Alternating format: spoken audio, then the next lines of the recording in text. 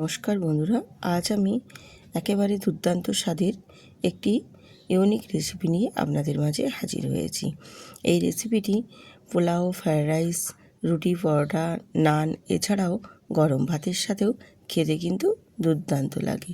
তো চলুন আজকে আমি এই কী রেসিপিটি আপনাদের সাথে শেয়ার করছি। পুরো ভিডিওটাই দেখবেন, স্কিপ করবে না, তাহলে বুঝতে পারবে না আমি কিভাবে আজকের এই ইউনিক রেসিপিটি আপনাদের সাথে শেয়ার করছি।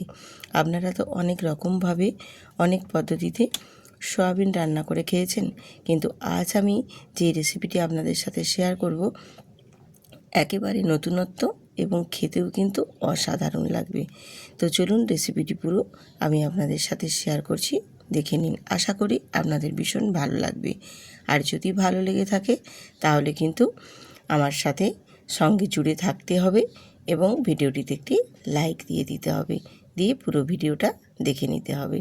তো দেখুন আমি এখানে এক বাটি সয়াবিন নিয়েছি আর সয়াবিনটাকে একটু ভাপিয়ে নিচ্ছি। আর সয়াবিনটাকে কিন্তু খুব ভাপিয়ে নেব না, জাস্ট একটু ফুট উঠে আসলেই তারপর সয়াবিনটাকে নামিয়ে নেব। মোটামুটি আমার সয়াবিনটা দেখো সুন্দর করে ভাপিয়ে নিয়েছি, দিয়ে ঠান্ডা জল দিয়ে ধুয়ে তারপর হাতে চেপে চেপে এক্সট্রা জলটা বার করে দিয়েছি। দেখুন বেশ সুন্দর করে। এবারে এর মধ্যে আমি কিছু উপকরণ অ্যাড করছি। এখানে দিয়ে দিচ্ছি অল্প সামান্য একটু নুন, তারপরে দেব অল্প সামান্য একটু হলুদের গুঁড়ো। এইখানে আমি সয়াবিনের যে মশলাগুলো দিচ্ছি পরিমাণটা কিন্তু একেবারে অল্প অল্প করেই দিচ্ছি। আর এখানে দিয়ে দিলাম অল্প একটু লাল লঙ্কার গুঁড়ো, আর দেব এখানে 2 টেবিল চামচ টক দই, আর দিয়ে দেবো এখানে 2 চামচ কর্নফ্লাওয়ার। তো কর্নফ্লাওয়ারের পরিবর্তে আপনারা যদি চান, হাতের সামনে যদি না থাকে, সব সময় তো সবটা অ্যাভেলেবেল থাকে না, আপনি ময়দাও দিয়ে দিতে পারেন, ময়দা দিলেও হবে। তাই কর্নফ্লাওয়ারটা 2 চামচ দিয়ে খুব ভালো করে আমি এবার এগুলোকে ম্যারিনেট করে নেব সয়াবিনের সাথে। সয়াবিনটার সাথে খুবই ভালো করে কিন্তু হাতে ঠেসে ঠেসে ম্যারিনেট করে নিতে হবে, যেন প্রতিটা মশলায় প্রতিটা সয়াবিনের গায়ে খুব ভালো করে কিন্তু লেগে যেতে পারে। এইভাবে এটাকে ম্যারিনেট করে নিয়ে এবার আমি এটা রেখে দেবো কিছুক্ষণ, খুব বেশিক্ষণে সামান্য কিছুক্ষণ রাখলেও হবে। এবারে আমি এখানে মশলাটা অ্যাড করে নিচ্ছি। সেই ফাঁকে মশলার মধ্যে এখানে দিয়েছি 1 চামচ সাদা তিল, আর দিলাম 1 চামচ পোস্ত, আর দেব কয়েকটা কাজু, দিয়ে এটাকে খুব ভালো করে মিক্সিতেই হোক আর শিলপাটাতেই হোক ভালো করে পেস্ট বানিয়ে রেডি করে নেব। মোটামুটি রেডিটা করে নিয়ে তারপর রেখে দেব। এবারে চলে এলাম গ্যাসেতে, গ্যাসটা অন করে তেল দিয়ে দিয়েছি কড়াই, আর তেলটাকে কিন্তু খুব ভালো মতো গরম করে নিতে হবে।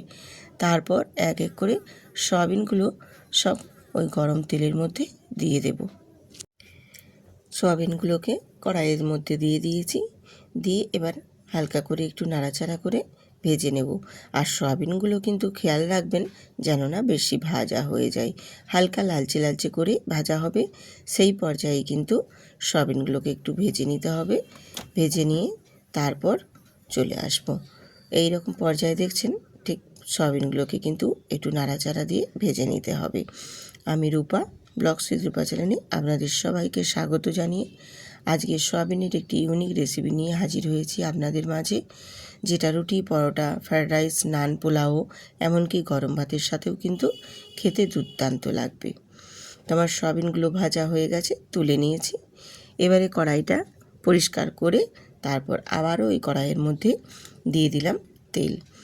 তেলটা গরম হয়ে আসলে দেবো এখানে গরম মশলা, গোটা গরম মশলা দিয়েছি।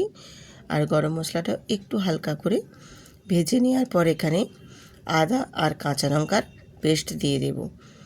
আদা কাঁচা লঙ্কার পেস্টটা একটু গরম তেলের মধ্যে নাড়াচাড়া দিয়ে দিব। দিয়ে এখানে আমি কিছু মশলা এবারে অ্যাড করব। এখানে দিয়ে দিলাম স্বাদ মতো একেবারে নুন দিলাম, যেটা মানে আমার যতটা পরিমাণে লাগবে সেই অনুযায়ী। আর নুনটা একটু দেখেই দেবেন, কারণ আগের সয়াবিনে কিন্তু নুন দিয়ে ম্যারিনেট করে রাখা ছিল। এবারে দিয়ে দিলাম কাশ্মীরি লঙ্কার গুঁড়ো আর হলুদের গুঁড়ো। হলুদের গুঁড়োটা অল্প একটু সামান্য দেবেন, খুব বেশি দেওয়ার লাগবে না। দিয়ে খুব সুন্দর করে একটু কষিয়ে নেবেন, তাহলে আদার কাঁচা গন্ধটাও চলে যাবে আর মশলাটাও বেশ সুন্দরভাবে কষানো হবে, কালারটা দারুণ আসবে। এবারে এখানে আমি অ্যাড করে দেব কাজু, পোস্ত আর তিল বাটার পেস্ট। সে পেস্টটা আমি এখানে দিয়ে দিলাম। দিয়ে অল্প একটু জল অ্যাড করে দিয়ে মশলাটাকে বেশ ভালো করে একটু কষিয়ে নেব। সুন্দর করে একটু সব কিছুটাই মিশিয়ে নিয়ে তারপর একটু নাড়াচাড়া দিয়ে দিয়ে একটু কষিয়ে নিতে হবে। এই রকমভাবে একটু বেশ সুন্দর করে কষিয়ে নেবেন। আর খুব যে বেশি মশলা সেরকম কিছুই না, পোস্ত দিয়েই আর কাজু আর বাড়িতে তো আমাদের সবার বাড়িতেই সাদা তিল এখন থাকে অ্যাভেলেবেল, সেই তিল দিয়েই মশলাটা রেডি করে নিয়েছি। আর এখানে অ্যাড করে দিলাম আমি চিনি, অল্প একটু চিনি। আর চিনিটা অবশ্যই দেবেন, কারণ নিরামিষ রান্নাতে চিনিটা দিলে কিন্তু স্বাদটা ভীষণ সুন্দর আসে। এবারে মশলা থেকে দেখো বেশ সুন্দর করে তেল ছাড়া শুরু হয়ে গেছে। এই রকমভাবে মশলাটা বেশ সুন্দর করে একটু শুকনো শুকনো করে কিন্তু কষিয়ে নেব। বেশ তেলটা ছেড়ে ছেড়ে আসছে, কালারটাও বেশ সুন্দর এসেছে। ঠিক এই পর্যায়ে এখানে আমি দিয়ে দিলাম কয়েক টুকরো ক্যাপসিকাম কুচি। ক্যাপসিকাম কুচির টুকরোটা দিয়ে আবারও একটু মশলার সাথে নাড়ব। আর অবশ্যই ক্যাপসিকামটাও কিন্তু দেবেন, ক্যাপসিকামটা দিলে খেতে বেশ ভালো লাগে। ক্যাপসিকামটা না দিলেও যে স্বাদের কোনো বদল হবে তা না, দিলে আরও একটু টেস্টটা সুন্দর আসে। এবারে মশলাটাকে ক্যাপসিকামটা দিয়েও একটু নাড়িয়ে চাড়িয়ে নিয়ে বেশ সুন্দর করে দেখো কষিয়ে নিয়েছি। তেলও ছেড়ে গেছে আর মশলাটাও একদম শুকনো শুকনো হয়ে গেছে, একটুও কিন্তু আর মশলার মধ্যে জল নেই। ঠিক এই পর্যায়ে এবার আমি এখানে অ্যাড করে দেব পরিমাণ মতো জল। তো জলটা অবশ্যই তোমরা দেখে দেবে পরিমাণ মতো। আমিও যেই পরিমাণ সয়াবিন নিয়েছি, মানে 1 বাটি পরিমাণের সয়াবিন নিয়েছি, তাই জন্য এখানে 1 বাটি পরিমাণেই কিন্তু আমি জল দিয়েছি। যেই বাটির পরিমাপ করে আমি সয়াবিন নিয়েছি সেই 1 বাটি জল দিয়েই ভালো করে সব মশলার সাথে মিশিয়ে নিয়ে দিয়ে দিলাম সয়াবিনগুলো ভেজে রাখা। এবার সয়াবিনগুলোকে দিয়ে একটু নাড়াচাড়া দিয়ে দিচ্ছি, দিয়ে তারপর ফুটে আসা পর্যন্ত অপেক্ষা করে নেব। ফুটে আসলেই বেশ সুন্দর একটা কালারও আসবে, আর সয়াবিনগুলো ফুটে গিয়ে একদম খুব ভালো মতো সেদ্ধও হবে, আর রান্নাটাও বেশ সুন্দরভাবে রেডি হবে। তো ফুট উঠে আসতে শুরু করেছে দেখো। এই পর্যায়ে আমি আবারও একটু নাড়াচাড়া দিয়ে দেব। একটু নাড়াচাড়া দিয়ে দিলাম, দিয়ে আবারও একটু রান্না করে নেব, কারণ এখানে জলের পরিমাণটা অনেকটাই রয়েছে। জলটাকে অনেকটাই একটু কমিয়ে নিয়ে তারপর তোমাদের দেখিয়ে দিচ্ছি। দেখো গ্রেভির কালারটাও বেশ সুন্দর এসেছে, আর গ্রেভিটাও দেখো কত গাঢ় গাঢ় হয়ে গেছে। সয়াবিনগুলোও বেশ সুন্দরভাবে রান্না হয়ে গেছে। ঠিক এই পর্যায়ে এখানে আমি দিয়ে দেব একটু কাসুরি মেথি। কাসুরি মেথিটা আগে দিলেও হবে, আমি পরেই দিচ্ছি, যাতে করে সেন্ট এবং ফ্লেভারটা বেশ সুন্দর বজায় থাকবে আর খেতে বেশ ভালোই লাগবে। আর কাসুরি মেথিটা দেওয়ার পর রান্নাটা করে নেওয়ার পর এত একটা সুগন্ধ বেরিয়েছে, এত সুন্দর স্মেল বেরিয়েছে বন্ধুরা, একবার হলেও বাড়িতে বানিয়ে দেখবেন। এইভাবে খেতে ভীষণ ভালো লাগে। রুটি, পরোটা, এমনকি পোলাও, ফ্রায়েড রাইস সবের সাথেই কিন্তু খেতে পারবে, ভীষণ ভালো লাগে, অসম্ভব সুন্দর হয়। যেদিন নিরামিষ থাকবে বাড়িতে সেই দিন সয়াবিন এইভাবে বানিয়ে দেবেন। যারা সয়াবিন খায় না তারাও কিন্তু চেয়ে চেয়ে খাবে। এত সুন্দর টেস্ট এবং সুগন্ধে ভরা নিরামিষ সয়াবিনের রেসিপি আপনাদের সাথে শেয়ার করেছি। ভালো লাগলে অবশ্যই বন্ধুদের সাথে শেয়ার করবেন এবং ভিডিওটি একটি লাইক দিয়ে সুন্দর করে একটা কমেন্ট করে দেবেন। আর বন্ধুদের সাথে প্রচুর প্রচুর পরিমাণে একটু শেয়ার করে দেবেন।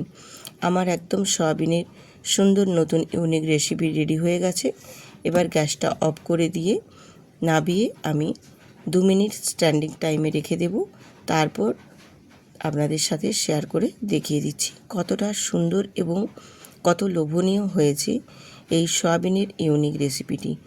আর এত সুন্দর একটা স্মেল বেরিয়েছে বন্ধুরা, কি বলবো, আপনারা হয়তো বিশ্বাস করবেন না, কিন্তু একদিন আপনারা এইভাবে বাড়িতে বানিয়ে দেখবেন, পুরো বাড়ি একদম স্মেলে ভরে যাবে। এত সুন্দর টেস্ট এবং এত সুন্দর ফ্লেভার, যাকেই বাড়িতে বানিয়ে খাওয়াবেন সেই কিন্তু প্রশংসা করবেই করবে। ভীষণ টেস্টি একটি ইউনিক সয়াবিনের রেসিপি, যারা খায় না তারাও কিন্তু চেয়ে চেয়ে খাবে, কথা দিলাম, এত সুন্দর টেস্ট হয়। তো রেসিপি যদি ভালো লেগে থাকে অবশ্যই কিন্তু আমার পাশে থাকবে, আমার সঙ্গে জুড়ে থেকো। আজ এখানেই শেষ করছি, দেখা হচ্ছে পরবর্তী আরেকটি